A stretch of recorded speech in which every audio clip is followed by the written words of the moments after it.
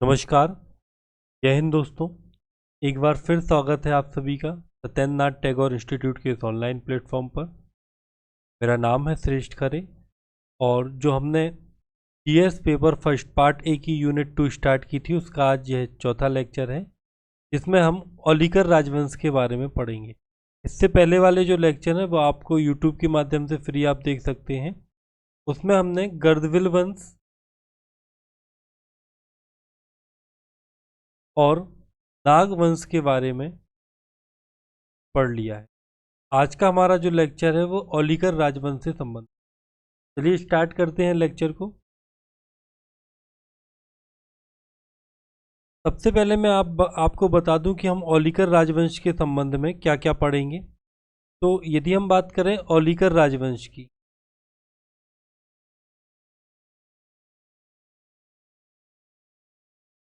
ओलिकर राजवंश, तो इसके बारे में सबसे पहले तो हमें पढ़ना है इसका परिचय। ठीक है। परिचय के बाद हमें पढ़ना है इसके संस्थापक, राजधानियां,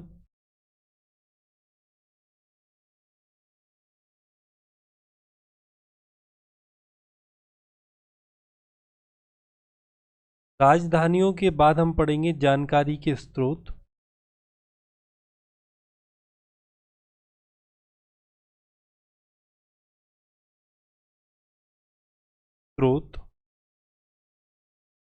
प्रमुख शाखाएं एवं उनसे संबंधित शासक। इसके बाद हमें पढ़ना है ओलिकर राजवंश का प्रशासन,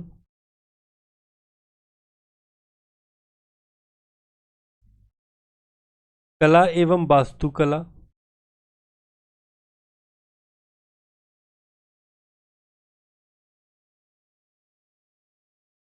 और अन्य महत्वपूर्ण तथ्य।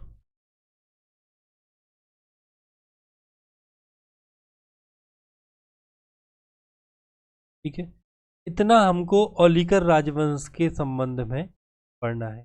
आप चाहें तो एक डायग्राम के थ्रू इसको बना सकते हैं।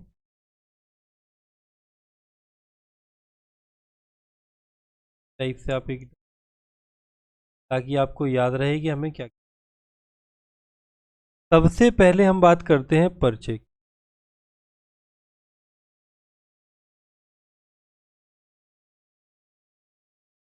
परिचय तो ओलिकर राजवंश जो है वो मध्य प्रदेश का एक प्राचीन राजवंश है, जिसने 5वीं से 6ठी शताब्दी के मध्य शासन।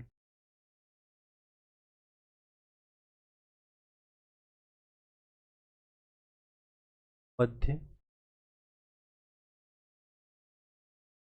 शासन। ओलिकर राजवंश जो है वो आपका मध्य प्रदेश के प्राचीन इतिहास से संबंधित एक राजवंश है, जिसने 5वीं से 6ठी शताब्दी के मध्य शासन किया। ठीक है।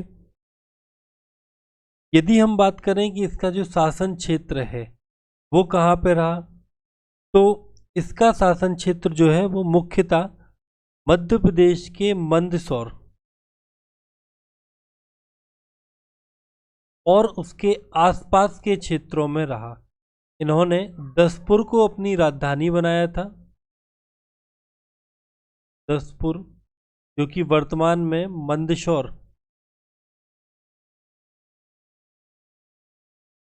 के नाम से जानी जाती है, उसको इन्होंने अपनी राजधानी बनाया था और मंदसौर और उसके आसपास के क्षेत्र में इन्होंने शासन किया। ठीक है। ये आपको ओलिकर राजवंश से संबंधित।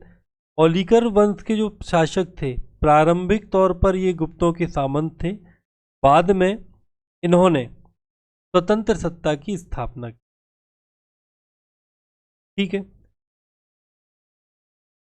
अब यदि हम बात करें राजधानी की, तो राजधानी मैंने आपको बताई दी कि इन्होंने अपनी राजधानी किसको बनाया था, दशपुर को राजधानी बनाया था।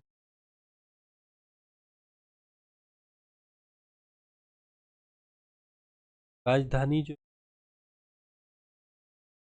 दशपुर को आप बोलते हैं वर्तमान मंदसौर। ठीक, एक बार अपन देख लेते हैं कि परिचय में जो औलिकर राजवंश था, आप चाहे तो उसको लिख सकते हैं कि औलिकर राजवंश मध्य प्रदेश के प्राचीन इतिहास 5वीं से 6ठी शताब्दी के मध्य एक प्रमुख राजवंश है, जिसने आधुनिक मध्य प्रदेश के मंदसौर, प्राचीन नाम क्या है दशपुर, तथा उसके आसपास के क्षेत्र में शासन किया। गुप्तों के सामंत रहे औलिकर शासकों ने गुप्तों के पतन के दौरान अपने अलग स्वतंत्र राज्य की स्थापना की, और इस प्रकार मध्य प्रदेश में इनकी 2 शाखाएं पाई जाती। ठीक है, कितनी शाखाएं पाई जाती हैं, 2 शाखाएं। दोनों शाखाओं के बारे में हम चर्चा करेंगे, लेकिन उससे पहले इस वंश की जो जानकारी है, जो जानकारी के जो स्रोत हैं, उनके बारे में हम बात कर लेते हैं। ठीक है, चलिए, तो जब हम बात करते हैं जानकारी के स्रोत की,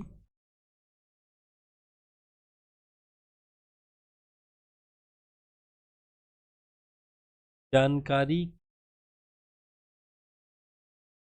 स्रोत, जानकारी के स्रोतों में सबसे पहले आता है मंदसौर अभिलेख। सबसे पहले आता है आपका मंदसौर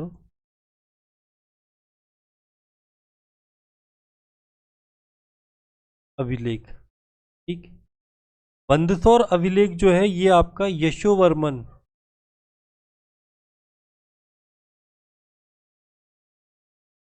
के समय का है।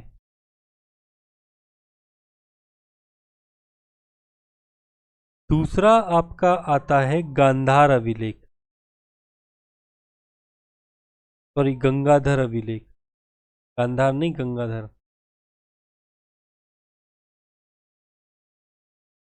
अब जो गंगाधर अभिलेख है, ठीक है, यह सन 423 ईस्वी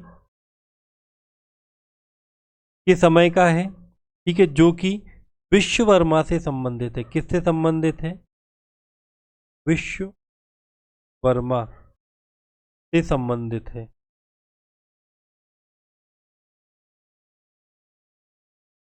कब का है ये, तो ये आपका 423 ईस्वी के समय का है। इस अभिलेख में जो विश्ववर्मा है, इसको स्वतंत्र शासक, स्वतंत्र शासक बताया गया है। ठीक है, फिर इसके बाद एक और महत्वपूर्ण अभिलेख है, ये बहुत महत्वपूर्ण है, रीस्थल अभिलेख।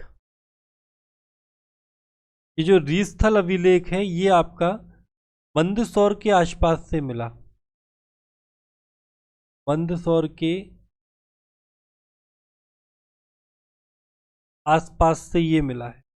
ठीक है, और ये कब का है, तो ये 515 ईस्वी के समथिंग का ये है। ठीक है,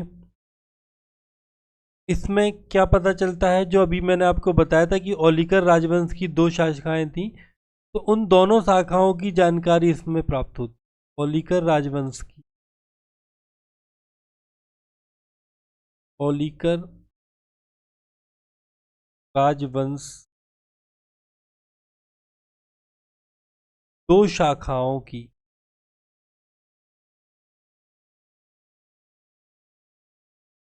जानकारी कहाँ मिलती है, तो ये आपका रीस्थल अभिलेख में मिलता है, जो कि मंदसौर के आसपास के क्षेत्र से प्राप्त हुआ। फिर एक और महत्वपूर्ण अभिलेख है, वो है आपका सौंधनी, सौंधनी अभिलेख।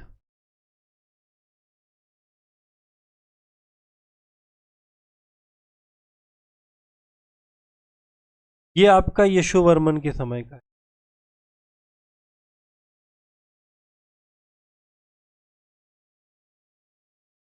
और एक और है आपका बिहार कोटरा,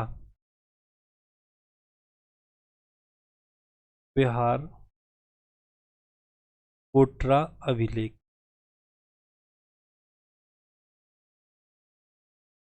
ये जो आपका बिहार कोटरा अभिलेख है ये नरवर्मा के समय का।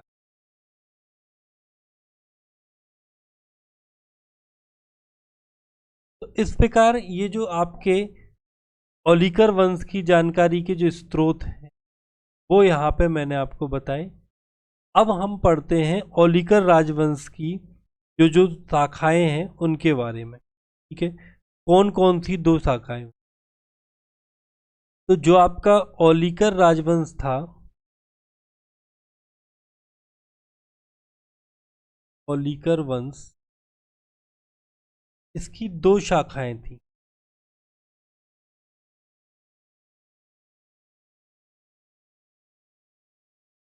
प्रथम शाखा और दूसरी थी आपकी द्वितीय।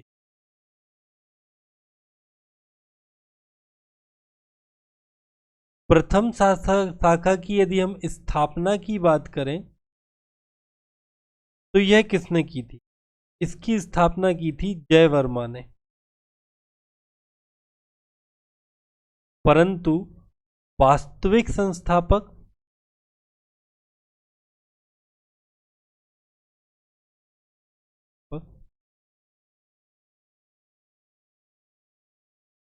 किसे माना जाता है? तो वास्तविक रूप से संस्थापक जो है वो नरवर्मा को माना जाता है।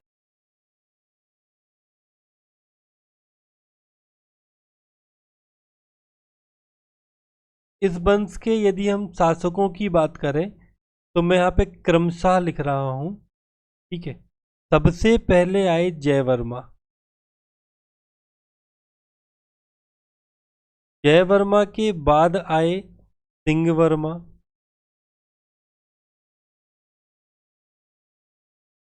इसके बाद आए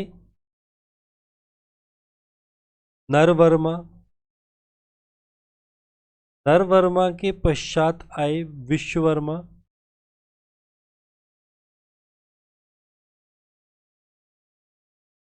और विश्ववर्मा के पश्चात आए बंधुवर्मा। ठीक, मैं आपको बता दूं जो प्रथम शाखा थी इसके सभी शासक, इसके सभी शासक जो थे गुप्तों के शासन सामंत रहे। गुप्तों के सामंत रहे। ठीक है ना। और इन्होंने अपनी राजधानी किसको बनाया था? तो मंदसौर को बनाया था राजधानी।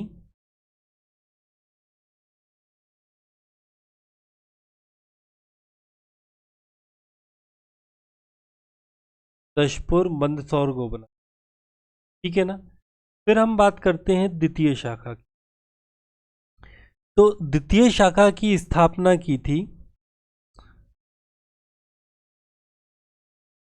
स्थापना किसने की थी? तो द्रुमवर्धन। द्रुमवर्धन ने द्वितीय संस्थापक की शाखा की स्थापना की थी।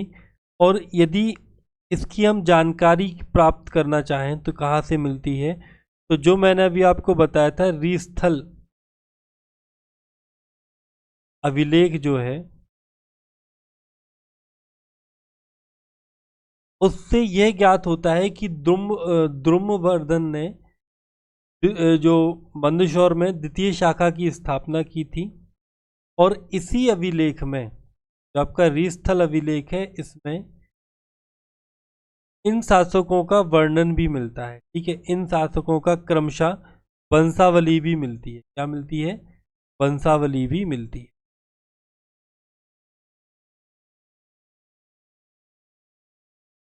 ठीक है, चलिए थोड़ा सा आगे करके देखते हैं अपन। सबसे पहले हम बात करते हैं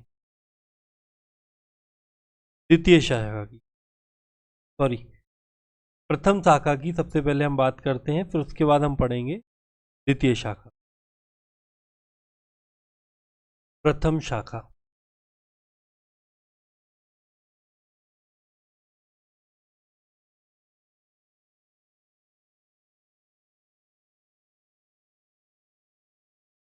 इस शाखा की स्थापना किसने की थी? तो मैंने आपको बताया कि नर नरवर्मा के जो पूर्वज रहे, ठीक है, जय वर्मा और सिंह वर्मा। तो जय वर्मा ने इस शाखा की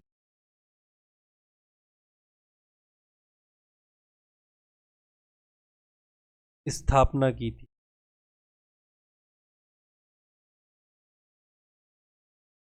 इन्होंने की, इसका प्रमाण क्या है? तो नरवर्मा के समय जो दो अभिलेख मिले हैं, एक तो मंदसौर से और दूसरा जो मिला है वो मिला है वो आपका बिहार कोटरा शिलालेख।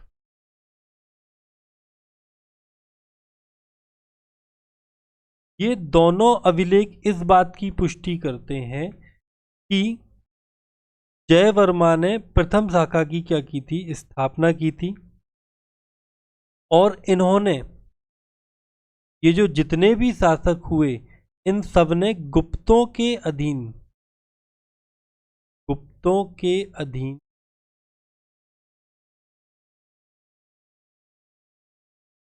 शासन किया। यानी ये इनके सामंत कहलाए। सामंत के रूप में इन्होंने क्या किया? शासक किया। इसके जो ये जो शासक थे ना, एक आपका जय वर्मा हो गया,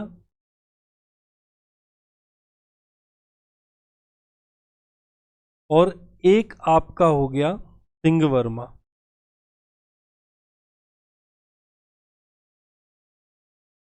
इनकी उपाधियों का उल्लेख भी मिलता है।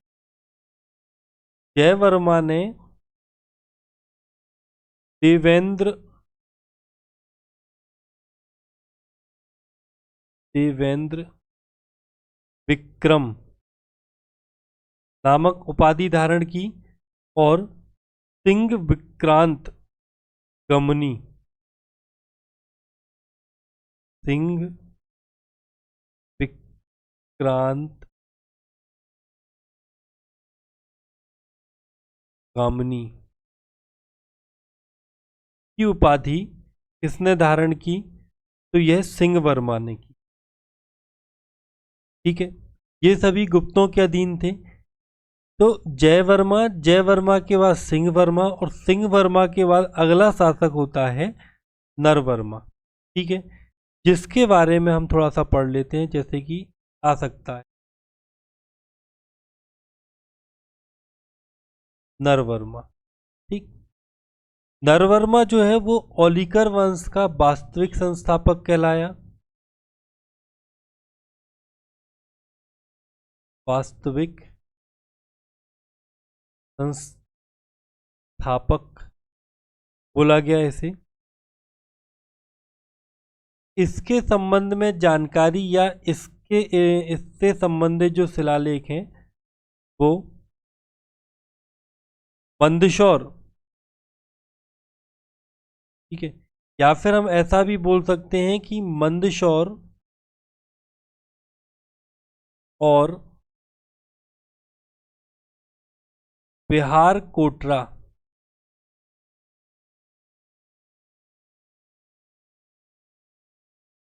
शिलालेख स्थापना इसी ने की थी। ठीक, फिर अगला पॉइंट आप इसके संबंध में लिख सकते हैं कि इन्होंने अपनी राजधानी दशपुर मंदसौर स्थापित की।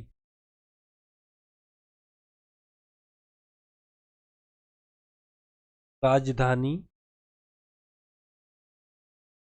दशपुर मंदसौर में स्थापित की थी। फिर गुप्त शासक चंद्रगुप्त विक्रमादित्य द्वितीय के सामंत के रूप में भी कार्य किया। ये गुप्तों के सामंत तो थे ही, गुप्तों में किसके सामंत थे? विक्रमादित्य द्वितीय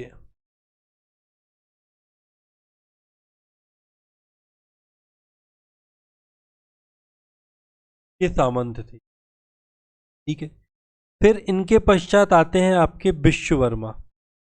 कौन आते हैं? विश्ववर्मा।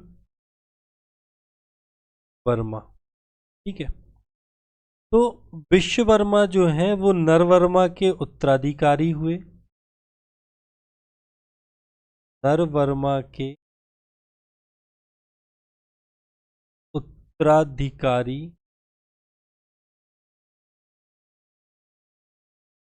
हुए। ठीक है, इन्होंने गांधार अभिलेख, सॉरी गंगाधर, गांधार बार बार याद आ रहा। इन्होंने गंगाधर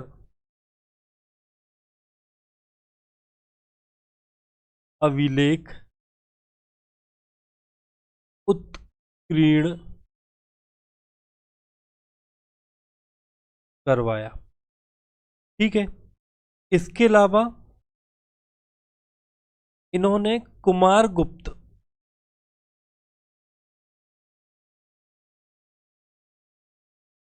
के सामंत के रूप में कार्य किया।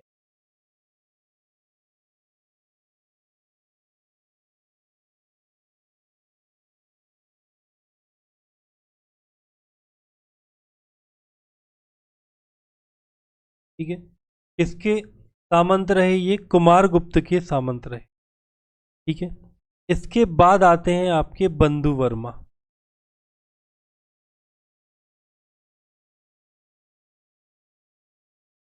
कौन आते हैं? बंधु वर्मा। तो भाई बंधु वर्मा का क्या है, क्या सीन है? ये औलिकर शासक विश्ववर्मा के उत्तराधिकारी हुए। विश्ववर्मा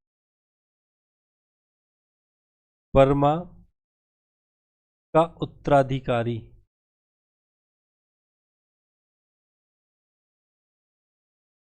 ठीक, ये विश्ववर्मा का उत्तराधिकारी था। इन्होंने कुमारगुप्त के समय, इन्होंने भी कुमारगुप्त के समय सामंत के रूप में कार्य किया।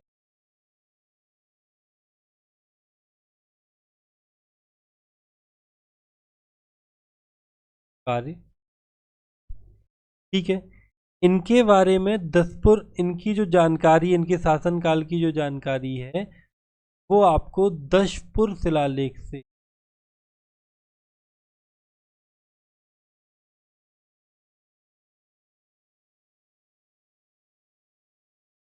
मिलती।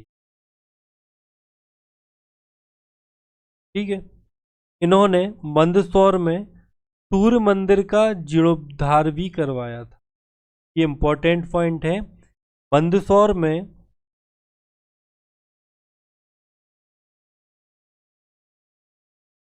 सूर्य मंदिर का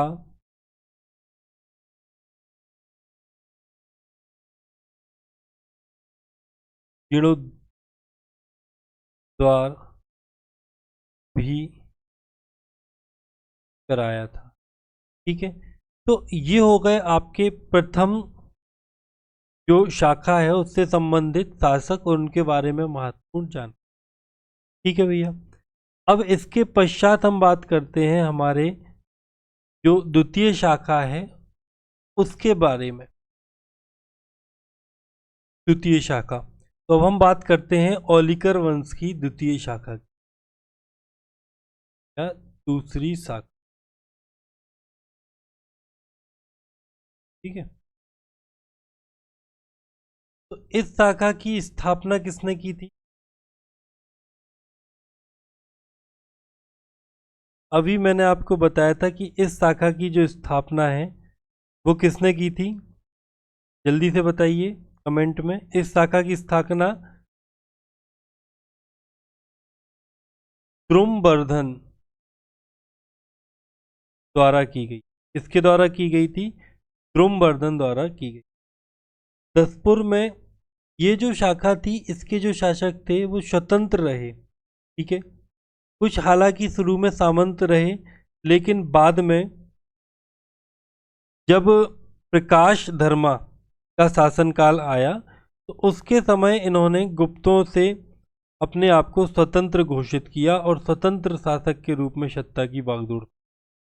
ठीक है, तो यदि हम बात करें दसपुर में ओलिकर राजवंश की स्वतंत्र सत्ता स्थापित करने वाली ये जो शाखा थी, यह गुप्तों की सामंत नहीं रही।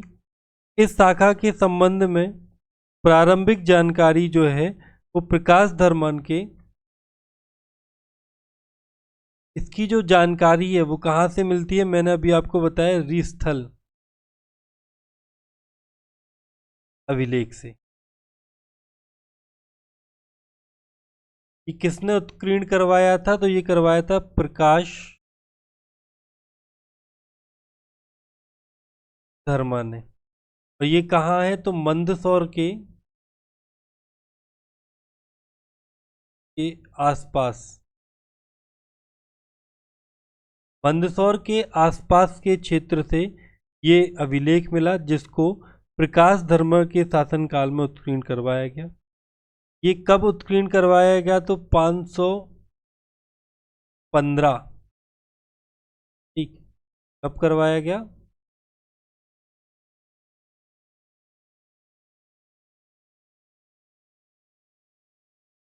515 ईस्वी के समथिंग इसको उत्तीर्ण करवाया गया।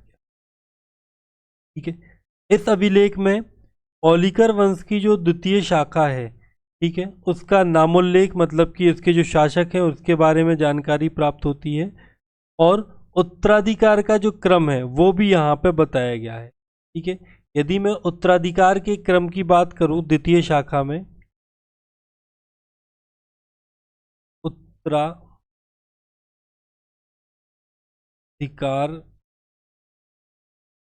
का जो क्रम है वो कुछ इस प्रकार से रहा कि सबसे पहले इस शाखा की स्थापना जो है वो द्रुमवर्धन द्वारा की गई। ठीक है, द्रुमवर्धन के पश्चात उसका उत्तराधिकारी जो था वो कौन हुआ? वो जयवर्धन हुआ।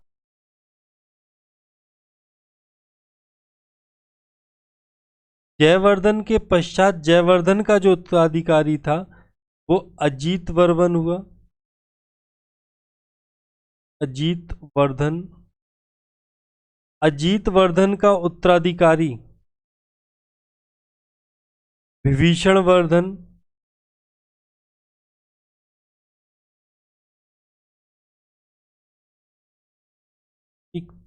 विभीषण वर्धन का उत्तराधिकारी जो था वो आपका राज्यवर्धन हुआ, और राज्यवर्धन का पुत्र था प्रकाश धर्मन।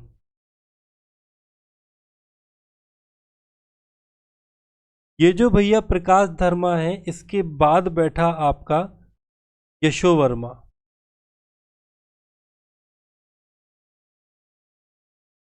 यशोधर्मा या यशोवर्मा। यशोधर्मा जो था वो इस वंश का सबसे प्रतापी शासक था, जो आपको 10 नंबर तक का क्वेश्चन दे सकता है। इसके बारे में इतनी जानकारी अपने पास। ठीक है, प्रकाश धर्मा जो था, प्रकाश धर्मा के टाइम पे जो आपका प्रकाश धर्मा था,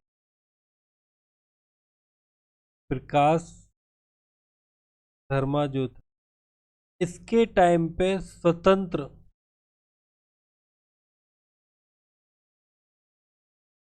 सत्ता की स्थापना हुई। ठीक है, मतलब कि इन्होंने गुप्तों से अपने को अधीन, जो गुप्तों की जो अधीनता थी, जो सामंतता थी, उसको अस्वीकार किया, और प्रकाश धर्मा के टाइम से इन लोगों ने क्या किया? स्वतंत्र सत्ता की स्थापना की।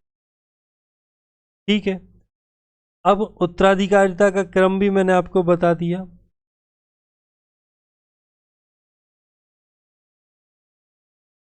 ठीक है।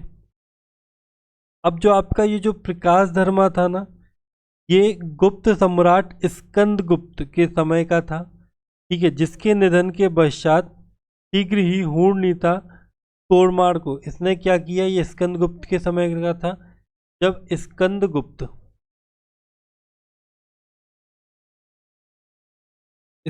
गुप्त जब मर गया तो जो हूण नेता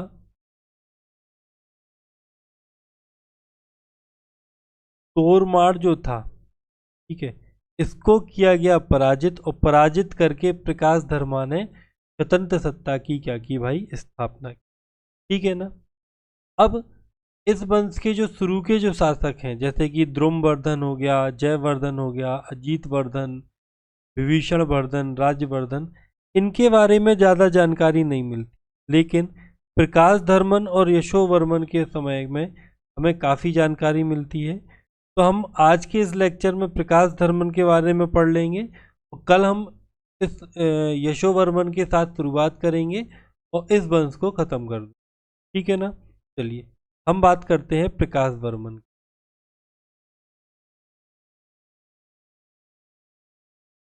प्रकाश धर्मा,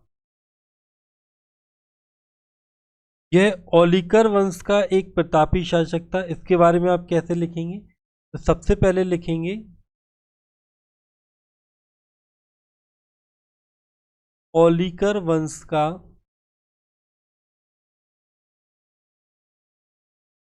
प्रतापी शासक। हाँ, ठीक है। इसके संबंध में जो जानकारी है वो कहाँ से मिलती है, तो स्थल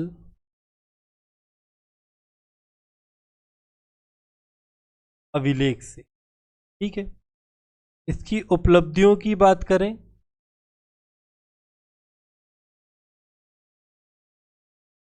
यदि हम इसकी उपलब्धियां देखें, तो पहला आप लिख सकते हैं कि स्वतंत्र, क्या लिख सकते हैं, स्वतंत्र ओलिकर राजवंश की स्थापना की। स्वतंत्र ओलिकर राजवंश की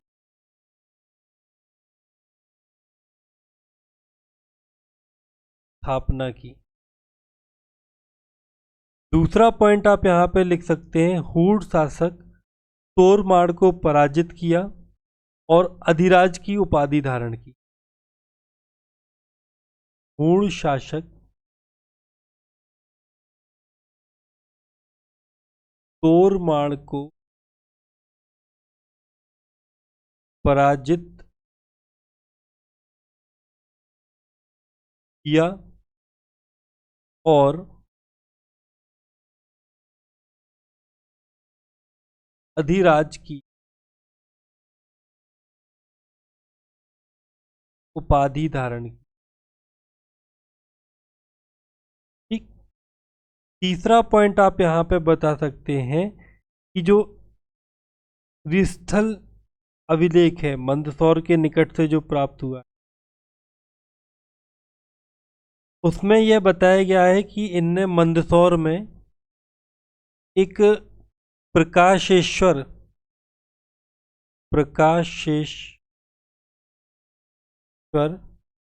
मंदिर का निर्माण करवाया था।